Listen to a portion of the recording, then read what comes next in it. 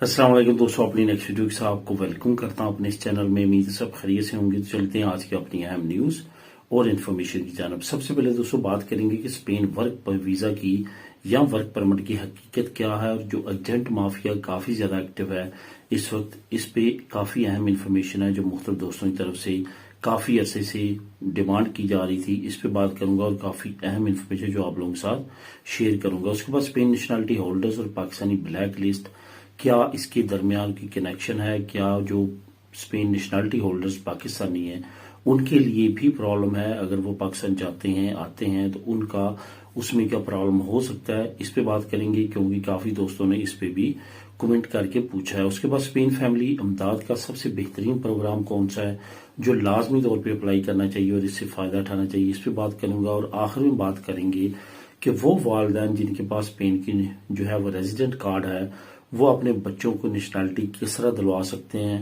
अगर for example बच्चा यहाँ पे पैदा होता है तब, अगर आउट ऑफ कंट्री पैदा हुआ है और अब वो स्पेन में है तो तब। इस पे बात करेंगे वीडियो के आखिर में। काफी अहम इंफॉर्मेशन है जिसके बारे में काफी अरसे से कमेंट करके पूछा जा रहा था, इसको कवर करूंगा वीडियो के आखिर में। तो दोस्तों सबसे पहले तो आपको बताता चलूं कि वीडियो की डिटेल की तरफ जाने से पहले कि जिन दोस्तों ने इस चैनल को अभी तक सब्सक्राइब नहीं किया, लाजमी तौर पे चैनल को सब्सक्राइब करें ताकि मजीद ऐसी आने वाली वीडियोस आप तक बर वक्त पहुंच सकें। तो दोस्तों सबसे पहले जिस टॉपिक को मैं कवर करना चाहूंगा वो है स्पेन वर्क परमिट या वर्क वीजा की हकीकत और एजेंट माफिया, जो कि काफी ज्यादा इन दिनों में एक्टिव है। काफी अरसे से कुछ इस तरह के कमेंट आ रहे हैं कि मुझे स्पेन का वर्क वीजा मिल रहा है, मुझे स्पेन का वर्क परमिट मिल रहा है, बमे वहां पे पीआर मिल रहा है यानी कि परमानेंट रेजिडेंसी मिल रहा है, और उसकी कीमत जो वो बताते हैं वो तकरीबन तकरीबन जो है वो 5 मिलियन तक जो है वो पहुंच चुकी है। और कुछ दोस्तों ने तो 6 मिलियन तक की भी बात की है कि हमसे डिमांड की जा रही है। वो इस वजह से की जा रही है कि आपको वहां पे जाके रेजिडेंट कार्ड मिलेगा और परमानेंट रेजिडेंट कार्ड मिलेगा।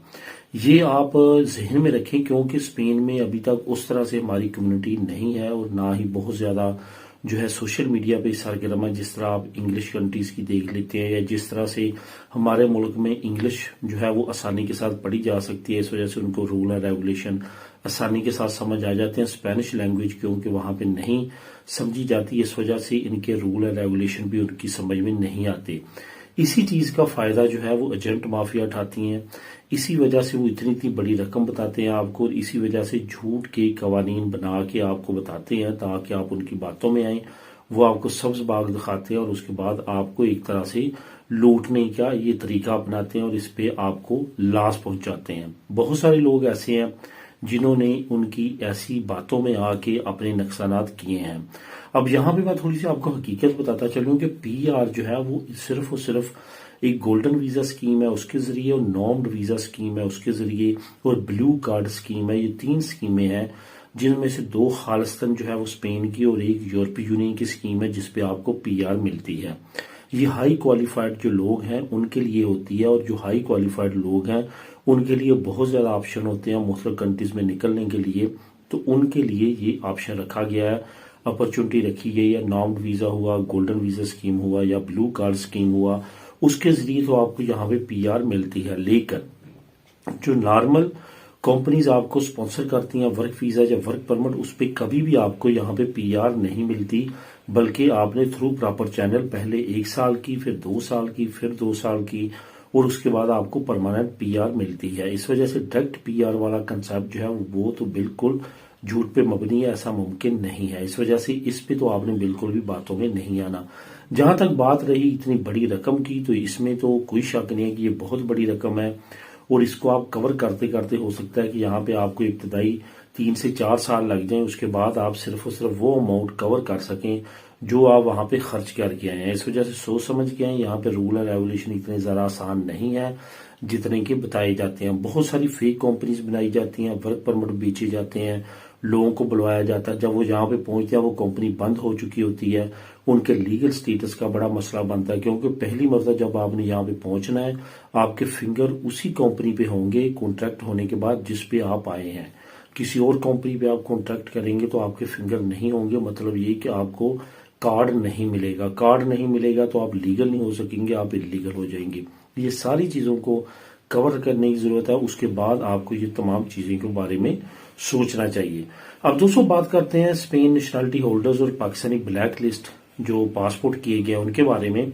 जैसे कि मैंने तमाम टॉपिक्स को कवर किया जो पाकिस्तानी ब्लैक लिस्ट पासपोर्ट्स हुए हैं, क्यों कर हुए हैं, क्या इसमें जो है अवामल जो है मुतहरिक हैं, क्या प्रॉब्लम चल रही हैं, ये तमाम चीजें जो है मैं अपडेट करता रहता हूँ। जैसे जैसे नई अपडेट्स आएंगी वो भी आपको इस चैनल पे मिलती रहेंगी। इस वक्त काफी दोस्तों की तरफ से ये कमेंट आ रहे हैं कि जो स्पेन नेशनलिटी होल्डर्स हैं और कभी वो डिपोर्ट हुए हैं पहले, क्या उनके लिए भी खतरा है? ऐसी कोई भी सिचुएशन जो है वो गैर मुल्कियों के लिए नहीं है, क्योंकि अब आप स्पेन नेशनलिटी होल्डर है, आप गैर मुल्की हैं, पाकिस्तानी नहीं रहे, आप सफर भी उसी पे कर रहे हैं, वीजा भी लेके जा रहे हैं। ये मैं जरूर आपको रिकमेंड करूंगा कि वहां पे अपना, अगर आपको ये शक है या प्रॉब्लम है, पहले आपको कभी हुई है किसी कंट्री से डिपोर्ट हुए हैं या कभी आप कोई ऐसे केस में मुलव्वस हुए हैं जो वहां पे ब्लैक लिस्ट में जा सकता है, तो इसलिए आपके लिए बेहतर है कि आप वीजा लेकर जाएं, ना कि अपना वहां पे आईडी कार्ड शो करें। बहुत सारे लोग जो है वीजा नहीं लेते, वहां पे ओवरसीज कार्ड ही चलाते हैं और उसी के जरिए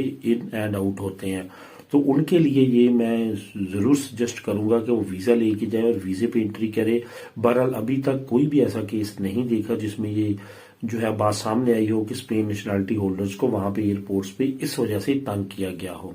अब दोस्तों बात करते हैं स्पेन फैमिली इमदाद का सबसे बेहतरीन प्रोग्राम कौन सा है।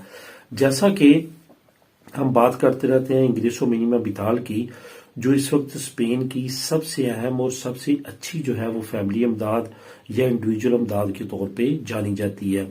यहाँ पे साल ब साल जो है वो लोगों की तादाद बढ़ रही है उसको अप्लाई करने के लिए, और लोग ज्यादा से ज्यादा इसको रिसीव कर रहे हैं। अब यहाँ पे इंग्रेसो मिनिमा विताल के बारे में आपको बताता चलूं कि इंग्रेसो मिनिमा विताल जो है ये हर इंडिविजुअल भी अप्लाई कर सकता है, हर फैमिली वाला भी अप्लाई कर सकता है, और इसमें फैमिली के बच्चों की लिमिट के मुताबिक जो है ये इमदाद दी जाती है। मैं यही रिकमेंड करूंगा, अगर आपको और आपकी फैमिली को 1 साल से ज्यादा किसी भी नए सूबे में किसी जगह में भी हो चुका है, लेकिन यहाँ पे आपको ये भी बताता चलूं कि लीगल होना बहुत ज्यादा जरूरी है। जो इलीगल लोग हैं उनके लिए ये इमदाद नहीं है, तो उनको लाजमी तौर पे ये अप्लाई करनी चाहिए अगर आप समझते हैं कि आप फाइनेंशियली स्ट्रांग नहीं है। खास तौर पे अगर फैमिली का एक मेंबर ही काम करता है और उसकी 1350 से कम है या 1500 यूरो से भी कम है, तो फिर वो ये अप्लाई कर सकता है। अगर दोनों मियाँ बीवी काम करते हैं तो फिर उनको अपनी एलिजिबिलिटी चेक करनी चाहिए। अगर वो एलिजिबल होंगे तो उनकी अप्लाई होगी, अगर नहीं होंगे तो नहीं होगी। अब ये एलिजिबिलिटी किस तरह चेक होगी? एलिजिबिलिटी इस तरह चेक होगी कि आपने डायरेक्ट जाके सेपे के या इंस के ऑफिस में खुद इंग्रेसो मिनिमा विताल अप्लाई करनी है, ना कि ऑनलाइन करनी है, ना किसी के पास जा करनी है। मैंने एक स्पेशल इस पे वीडियो बनाई थी, वहां पे नंबर शेयर किए थे, तरीकाकार बताया था, वो आप वीडियो देख सकते हैं और उसके मुताबिक आप अप्लाई कर सकते हैं। काफी इजी प्रोसेस है, इतना मुश्किल नहीं है। खुद दफ्तर में जाके अप्लाई करने के आपको बहुत ज्यादा बेनिफिट्स मिलेंगे। अब दोस्तों बात करते हैं कि स्पेन रेजिडेंसी होल्डर जो वालिदैन हैं उनके जो बच्चे हैं उनकी स्पेन की नेशनलिटी का प्रोसेस क्या है। सबसे पहले तो आपको ये बताता चलूं कि जो बच्चे यहाँ पे स्पेन के अंदर पैदा होते हैं, वालिदैन में से दोनों में से किसी एक के पास या दोनों के पास अगर रेजिडेंट कार्ड है तो वो अपने बच्चों को यहाँ पे नेशनलिटी किस तरह दिलवा सकते हैं। तो ये जहन में रखें कि जो बच्चे स्पेन के अंदर पैदा होते हैं उन पे नए रूल और रेगुलेशन जो है वो इम्प्लीमेंट जो है वो 20 मई 2025 के बाद वही है जो कि पहले है, इसमें कोई भी चेंजिंग नहीं की गई। बहुत सारे लोग ये कमेंट करते हैं कि जो पैदा होने वाले बच्चे हैं उन पे भी कोई नए रूल और रेगुलेशन जो है इम्प्लीमेंट होंगे। अभी तक गवर्नमेंट की तरफ से इस पे कोई भी नया कानून अनाउंस नहीं किया गया। जो पुराना कानून है उसके मुताबिक ये है कि जब आपका बच्चा यहाँ पे पैदा होता है आप उसको पहला रेजिडेंट कार्ड लेके देते हैं स्पेन वाला, तो वो जब आपने लिया है उसकी डेट स्टार्ट हुई है वो खत्म डेट होने तक, ये याद रखें कि पैदा होने से नहीं बल्कि रेजिडेंट कार्ड मिलने से उसके खत्म होने की डेट तक 1 साल जो होता है वो आपने कंप्लीट करना। उसके बाद आप उस बच्चे की स्पेन की नेशनलिटी अप्लाई कर सकते हैं, बेशक वालिदैन के पास रेजिडेंट कार्ड होल्डर है। अगर वालिदैन में से किसी एक के पास भी स्पेन का पासपोर्ट है, नेशनलिटी है, तो पैदा होते वक्त ही उसकी नेशनलिटी अप्लाई कर सकता है, फिर उसके लिए जरूरी नहीं है 1 साल का वेट करना। वो बच्चे जो आउट ऑफ कंट्री पैदा हुए हैं, स्पेन के अंदर पैदा नहीं हुए, फॉर एग्जाम्पल पाकिस्तान में पैदा हुए हैं, बेशक 1 दिन का, 10 महीने का, 10 साल का, वो अब स्पेन में आ चुका है, उसको यहाँ पे अगर तो उसकी 16 साल से पहले जो अब बढ़ के 26 साल 21 साल तक हो चुकी है, लेकिन याद रखें कि उसमें कुछ शराइत है कि बच्चा स्टूडेंट होना चाहिए, वालिदैन पे डिपेंडेंट होना चाहिए, तो फिर वो एक अलहदा केस हो जाता है। मैं यहाँ पे अभी तक 16 या 18 साल तक की बात करूंगा।